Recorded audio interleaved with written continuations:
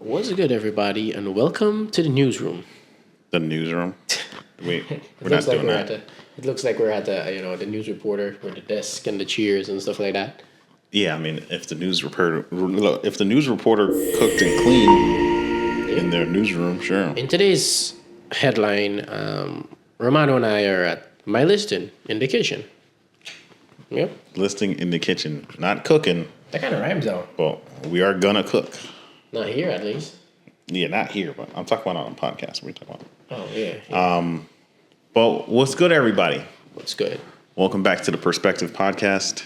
And like Alex said, today is me, Romano, and Alex in his listing that he's got going on in Enfield, Connecticut. I'm gonna probably start this video out with like some nice footage. So we're gonna kind of try to beat the daylight here. Kind of cut to that. Ooh, are you gonna walk with the camera, or are we gonna like do that and just edit it in? Which one? I'm gonna walk with not walk with this camera. That's too much. We'll talk, and then once we're done, I'll go back through with the camera. Okay. I'm gonna use this one. And then we edit it in. Yeah. Just like cut it in. Pretty much. Yeah. So nothing too out of the ordinary as we do it. But like let's start with what you've been up to. Well, I've been working and trying to get this listing sold. I've been doing open houses. I've been showing it along with my other rental listings that I have right now. Yeah. And I've also been trying to get new business. I'm being cold calling. So if you guys get a call from me, just don't shut the phone in my face. I'm trying to sell you some houses. I think I would hang up. Really? Yeah. You don't want to hear, "Hello guys, this is Alex. Is this John?" I don't want you to sell me a damn thing. Yeah. No, I've been getting hit with like, lenders. How they'll text you. They'll be like, "Oh, we have That's X funding available," or "Oh, we got X thing going on." You know what I mean? Yeah, what is weird is that what's funny, right? Is that ever since I listed the previous house, not this one, the previous one that I sold like a month ago. Yeah. And this one, I've been getting a bunch of calls from people from EXP and oh shoot, not. I mean, you're probably gonna beep that out. I don't want to mention the company here, right? But I'm getting a lot of calls from a lot of other brokerage. You're like, oh, you should. I got calls from like You can five. mention the brokerages. I got called from like 5 brokerages. They go, we're the number one team in Connecticut production wise. So I'm like, Jesus Christ, so this is the 5th team that called me, and all 5 of them are number one. So like, are there 5 number ones in this shit? I think number one, especially in this industry, it's up to how much money you're paying for your number one. Yeah, Because if yeah. you're doing numbers, because of how disconnected this like real estate really is, like we're all independent contractors. True. So they're just like realistically, what's the authority to say, "Oh, you're number one," aside from your numbers? Yeah, so that's what I'm trying to say. I told one, it was so funny that the girl goes, we're the number one team in Connecticut, right? I goes, you're the 5th company that called me and tell me that they're the number one. So explain to me, well, what is your numbers like? She goes, oh, well, we do X amount in the last 2 years we did this. So okay, I said, well, looking at my experience, how many agents do you have that are only like a year and a half in the business, or only a year? She goes, oh, we have this amount, we have X amount. I'm like, okay, what are their production like? She goes, oh, they're like $1 million or $2 million. I'm like, I'm on track to do that right now. So why would I leave my brokerage to come to your brokerage to Right. to what? What's the selling factor? Like if they're trying to sell their brokerage to you, what makes their brokerage better than ours? We have a lot of programs over here that help you guys with lead generation and all of this and all of that. I'm like, I've heard that story before, but like, I think right now I'm good where I'm at right now. Yeah, I mean, I think if people are going to spend time to try to steal you from where you're at, Yeah. I would. If you're going to answer the phone, try to You know, find out. I just want to stop you for a bit, but big up to our brokerage because This guy. big up to our broker. He literally Big up to our broker. Is that what you're trying? Yeah, Is that what you're saying? big him up because he literally does for like a small brokerage or a brokerage that haven't been around like those big brokerage. He really does a lot for us in terms of You're right. splits wise, in Yeah. terms of insurance wise, in terms of our systems and stuff like that. We just turn up. We don't pay for anything. We know this. Right. So big yourself up. Did you make the conscious decision to join our brokerage, like knowing what advantages of a larger brokerages compared to like a smaller one? Well, yeah, I think we've been through this before. Didn't I tell you that went on interviews with like 3 brokerages before I decided to choose Fabian? I think yeah, in I your think original the original intro interview to that we this, did, yeah, right? But or your interview. so how I got into real estate, I think I told the story, right? How I Yeah. got into real estate. It was like another broker. We were hanging out at my uncle's yeah. house, and he goes, you can get into real estate, just do this and do that. So I know Fabian because he helped me in the past, and I have 2 other guys. The guy that told me that to get into real estate, and the other guy that I know from my cricket ground. I know all of them were brokers. So of course, I want to see what's up. So I met with all of them. Meet with Fabian first. I think I met with him and Colleen that day. He told me what his offers and stuff like that. Then I met with the other brokerages, and they were those big brokerages. The difference is that, I mean, yeah, they have all these stuff that they offer, but it's so much difficult there. Like Fabian's explained to me, for example, before we started the podcast, I was on the phone with him. I call him. If you check my call log, I'm on the phone with him like 3 times a day. And, most of these big brokerages, I don't think I'd be able to get that sort of one-on-one, as I would call it, training. Right. To get my stuff up and going, because I'm new over here, new to real estate, trying to get everything done. It's not like you just throw me onto the wild and like go. That's what I felt like was going to happen to me if I went to the big brokerages. It was going to like put me out in the wild, let me figure my stuff out myself. Whereas here, I think Fabian kind of like have us on will have me on training wheels at first until now. Either way, you're gonna have to be in the wild. Some point. With bigger brokerages, unlike the smaller ones, you got to walk yourself into the wild. No one's throwing you. You chose the life. True. So you're gonna have to jump in that. So the comparison is: are you a good self-studier, or would you like to have practical training? Well, if I'm gonna be honest, I'm a bit of both. Because I do a lot of research on my own. Yeah. But I also like to get stuff done practically and get my hands dirty.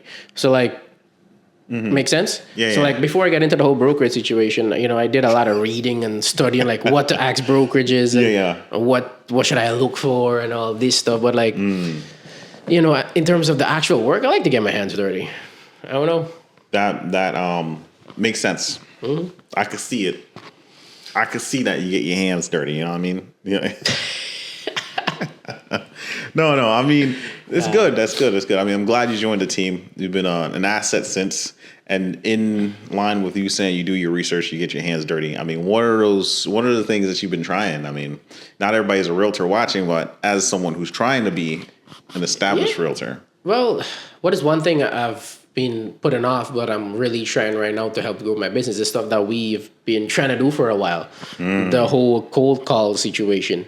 Yeah. That's something I did a bunch of research on all last year. I'm trying to figure out which company to use and where to get the best leads and stuff like that. And what training should I take before I start calling and stuff. So that's something I'm trying right now. That's something I've been up to. Trying to grow the business, of course. But that's basically it. I mean, I'm trying to get into this whole situation. Like you guys always tell me, I'm always so serious in camera. So I'm trying to do social media as well, because I was a person that never used to post on social media at all. Right. To somebody that is trying to post at least twice a week, or at least once a week. Let's just say once or twice a week. Yeah. Depends on the week if I'm busy or not. But that's 2 things I'm really trying: the cold calling and the social media. Right, and then there's striking a balance. I think Ryan has mentioned this on other episodes, and he's mentioned it in meetings. You got to find a balance between the stuff that first you didn't do before, so social media. Yeah. Second, that the stuff that you are doing now, but you also have to balance with social media, because they're both all important. Gonna work, yeah. Yeah, for me it's weird because now with starting a podcast with everybody, I have so much content that you all could use. Y'all struggle to ask for it. Y'all struggle to post it when you get it. How would it's we use not your about content? my content though. Like if we're here talking, right? We're both on a podcast together. Yeah, but I usually post it though. I usually post it. Yeah, but you don't post all of it though, because I have a ton. Oh well, I think the ones that I got, I try to post. Okay, how I look at it, I try to post the one where I'm providing information in that particular clip. Remember, you have a bunch of reels, so I don't want to put a random reel of me just talking random stuff. I'm trying to link it to real estate. So the clips that you have in me talking real estate, that's the one I usually just post. I would be 100. Real estate ain't in. Yeah, well, that's what I try to do most of the time. Right? Yeah. It's in for us because we're in the field. Yeah. We need that shit to be every day, bread and butter. But if we of our generation trying to connect with other people of our generation, much less those are older, you got to show up. You got to do a mix because they don't know who you are. True. Anyone who's older than you will have had someone they know that was a realtor. Let's be for real. But that's facts. Right? I called this guy yesterday. He Yeah. goes, "Oh well, I don't really need a realtor because I have like 4 realtors in my family." I'm like, whew. Yeah. Yeah. Everybody that I call, they knows a realtor. Middle time, full time, they do it when they feel like doing it. They do it when the sun comes out. Like, there's a lot of realtors out there. To compete, you need to be known as a person first. True. Because otherwise, it's as simple as day for them to be like, yo, who know a realtor? Everybody gonna be like, me. Yeah, everybody knows a realtor. Threads is a relatively newer social platform, and when I'm on Threads and I'm using it, on the occasion I'm using it, I interact with some realtor content. And from then on, my entire feed was people becoming realtors, people who were already realtors, people who were trying to connect with realtors. It was never going to be people who were just like, yo, I need to buy a house. And if someone does say that, there's like 60 realtors in their comments. True. So we're competing with a lot of people, and we're also competing to get the attention of people who don't know us. So it's like, how are people going to determine, yo, let me call Alex? You're right. Over anybody else. Yeah, a lot of people's going to go like, okay, he's just a random guy talking stuff, and like, but who is he? What does he do? Yeah, you're right. I mean, they know you're a realtor. Yeah, they know I'm a realtor, but like, why should they use me? Right. Why would I be more inclined to use Alex over the guy who sold me my house? I'm better looking. Look, you can go and you can sell yourself however you want to sell yourself, where you want to sell yourself. It don't matter. That I'm telling you exactly as it is, as I've seen it, as you probably definitely seen it by now. Yeah. You got to put in the extra effort. And I feel like what's helped me adapt to real estate so far is putting in, you got to make big projects. You know, when you work normally, you got like day-to-day tasks, you got daily shit, you got stuff that comes in weekly, you got stuff that comes in monthly. But really, what the meat of what you do in any role is going to be like a project or something, a milestone you want to reach. Yeah. You have to make your milestones. Yeah, like cold calling. Your milestone, you're going to have to make it entertaining and fun. 1,000 calls a month. It sounds crazy. Does sound crazy. But that's a big project, right? Yeah. That shit comes into your job. You got to, say you got to ship out 1,000 products, right? You're one of the people doing like 50 labels, right? Yeah. You're one of many. You're working on a project together. And when you guys are done with the project, the company gets paid because they made the 1,000 or 1,000 unit shipment or whatever. This is you. This is your company. 1,000 calls. You got to do the project because then you get paid for the result. Yeah. That's the part of real estate that I've started to come to terms with. And like when I do social media as much as I do, it's like I need to put out at least the bare minimum of videos a month. We're doing this podcast every week, but I only do it every week because if we hit with frequency and consistency, right, of all the weeks in a month, even if we miss 2 of them, we'd be doing 2 videos a month. Which is still better than no videos. It's still better than no videos. So I plan in order to push us to produce the content so that even if we fell short, it's under delivery, but we still promise what we were capable of. The consistency is something I'm trying to come to terms with as well because I've learned, like I said, I'm big on looking, researching and stuff like that, right? Right. All of the good agents or the big agents, as we try to call them, the high flyers, most of them tend to post every other day or 2-3 times a week, whereas I'm over here only posting 1 time a week. So like after that 1 time a week, if I miss the next week now or something happened the other week, I'm like only 1 time a month. So like I'm kind of fading away. So that's why I said I'm trying to get more consistent. I'm trying to post a video at least once or twice a week. Right. So now we have like 4 stuff hitting you every month, I mean, you also got to decide what kind of social media person you are. Are you making stuff for other people? If you are, what are you making? Are you making stuff because you want to make stuff? If you are, what are you making? Well, that's a good point. The most of the stuff I think I try to make are educational stuff, basically. Trying to target towards educating people so they can learn. That's basically what I'm trying to do. But I think we had a discussion before. I'm trying to change it up a bit to make it a little bit more entertaining. It's not all about just real estate, and seriousness is also a little bit of the funny side of like, or like people to get to know me, like Fabian had mentioned, maybe, do something at cricket. He was like, maybe go to cricket. That's where you be most of the time. Maybe do a video with some of your friends, make it entertaining, make it funny. If I were to, because that's how I do it. I like to work backwards, right? So you saying cricket, right? You and your friends, y'all play. Okay, well, where do y'all play? Kinney Park mainly. Keeney Park mainly. Yeah. Keeney Park is a Hartford. Keeney Park is a Park. right. Who owns the park? The town. How do they own the park? How did they own the park? Yeah. It's part of the town. They bought it? Isn't it property of the town? It's a park. What if I told you there was a rich family that gave the city the town? Really? That's why it's called Keeney Park. Really? Oh, you don't know. So you make a video. You make a video on this. Gotcha, Yo, it's like, yo, guys. Today we're playing cricket.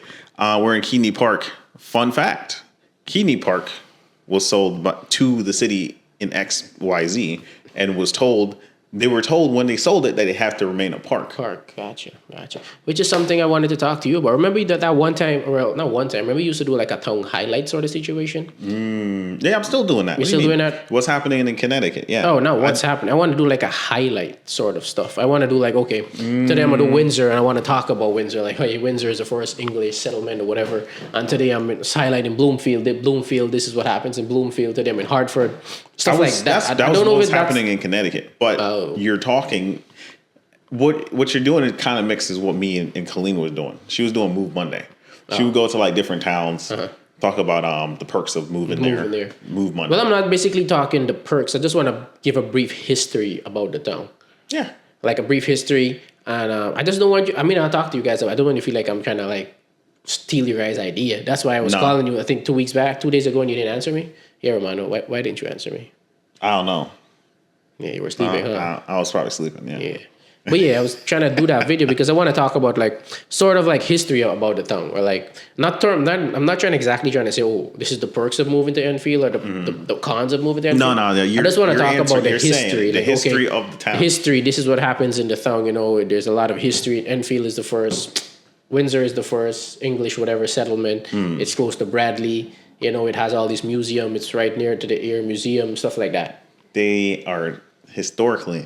Windsor has been arguing with Wethersfield over who was the first settlement. Yeah. So that's a big start point.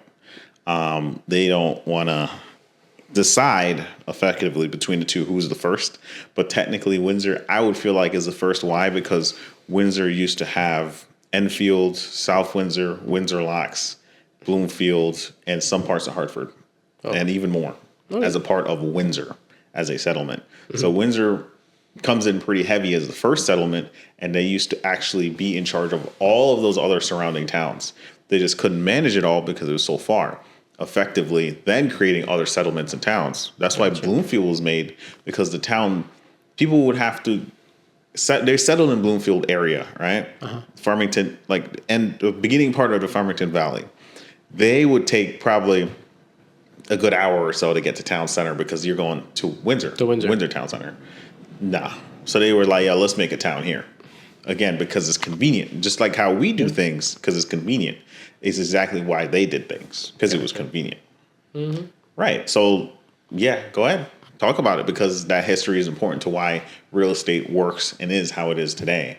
You know what I mean? Bloomfield being historically an agricultural area, just like Windsor and most of the towns around it. Why is it that now some of their houses are selling for $500,000? Yeah. It wasn't like they were producing stuff, and if they did produce stuff historically, well, Bloomfield's known for its arms production, just like Hartford.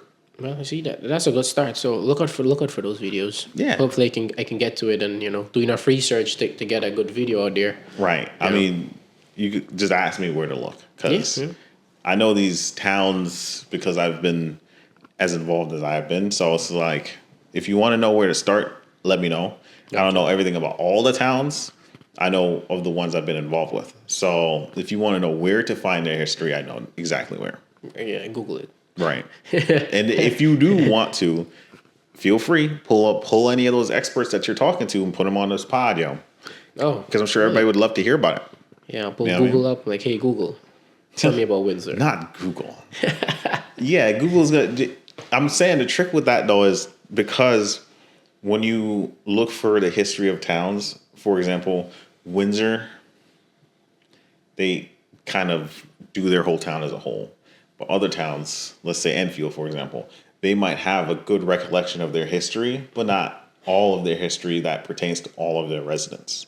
Does that make sense? Yeah, somewhat. Not all of their residents might be represented by their history. Gotcha. So you could get a good amount of answers from Google, their historical societies, etc. But there might be some pieces of the story that's left untold. Makes sense. Yeah, that would be my advice.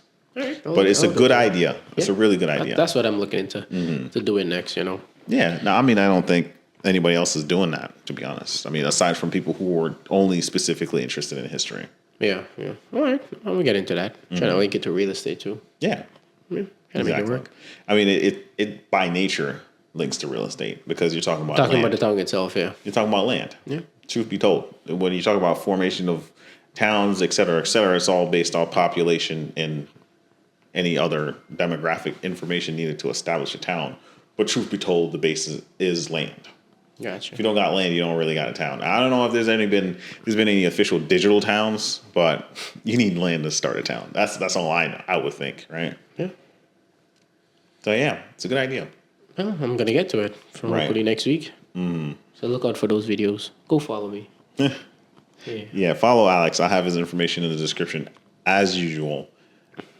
Because you gotta find more of this guy somewhere. Right? Oh yeah, and if you guys are interested in this house that we're sitting in right now, go ahead and hit up me or Romano or anybody at our brokerage, to put in an offer to have a showing. What's not that note. What do you have there? So what we're sitting in is a beautifully renovated 4-bedroom, 2-bath home in a prime location. Very prime. Furnished. Exclamation mark. You read in the description. I'm reading this damn description. Step into this spacious and thoughtfully updated single-family home featuring a 4 generously sized bedroom and 2-bath layout for comfortable flexibility and modern living. One of the bathrooms opens into a cozy sunroom. One of the bedrooms. Oh, one of the bedrooms. Yeah, see? See? Did it have bathrooms on that? I list this now. Huh? Do we have bathroom in that? No. One of the bedrooms. Oh, okay. It was me. Yeah. One of the bedrooms opens into a cozy sunroom, perfect for a home office, game room, or creative space. But you'll see in the video walkthrough. Right. But I would also advise, like a yoga space. True. Some people need some Or a nice gym? sunlight. Yeah. Maybe a gym? Well, I don't know about a gym. A treadmill. You got a treadmill in Yeah, there. sure. Yeah. So if you want some light while you're running, that could work. The interior showcases stylish finishes, fresh paint, and updated flooring throughout. Okay. The sleek kitchen is equipped with newer appliances, ample cabinetry, as you can see behind us, and elegant countertops, ideal for both daily living and entertaining guests. I would definitely eat around this. Okay. Yeah. It's pretty nice. There's a dining table there too. And there's an eat-in kitchen table behind us. In front of us. Behind them, the camera. Behind the camera. Yeah. Where was I? Oh, yeah. What sets this home apart? It comes furnished with brand new furniture throughout. Just bring your bags and move right in. Yeah, it is a bedroom set in like all the rooms. Yeah. Yeah, they'll see. There's a couch. There's a nice couch. Yeah, you guys will see. You'll see. Ideally located near major highways, shopping centers, public transportation, this turnkey property offers the perfect blend of style, space, and convenience. Don't miss this incredible opportunities. Even the landscaping was done. The walkway and everything. Incredible opportunity. Yeah. No, this house looks beautiful. You're talking about 1,400 square feet, right? Yeah, about 1440, I think. 1442. 1446. Oh, pretty damn close. Yeah. And the basement's like 872. So not the full house, but just like a good. Yeah, you guys will see. I'm just yapping. I'm going through it. Assessed value is 117,000. We're selling it. It's listed for 349,900. Oh yeah, 349 for this space. I've seen like 400,000 for less square footage. I'm not gonna lie. Yeah, for 3 bedrooms too. Property taxes is 4,000. Is that yearly or biannually? I think that's yearly. So like, if they get it escrowed, it'll just be one sum that comes out. Yeah. Okay, all right. It's sitting on quarter acre, about a bit less than a quarter acre, right? Yep. We're grilling him today. We're grilling. You got to know this property. Yeah. We were talking about the garage earlier. That brand new? The 2-car garage. Yep. Brand new. I'm yapping like I'm somebody's father. I swear to God. You got one fireplace. Is it operable? Yes. Nice. I do like marshmallows, so it's pretty nice. I like that. Public water and public sewer, guys. So no wells, no septic. Yeah, that's the description. I printed it out. I wanted to read it because why not? Yeah. You know what I mean? But yeah, you heard Alex clearly earlier, guys. Come and put in an offer. It's a nice house. I'll try to do a walkthrough before we lose sunlight here. So if you're interested, let them know. All right, guys. See you guys later. Man with a mission. Peace out. Peace out.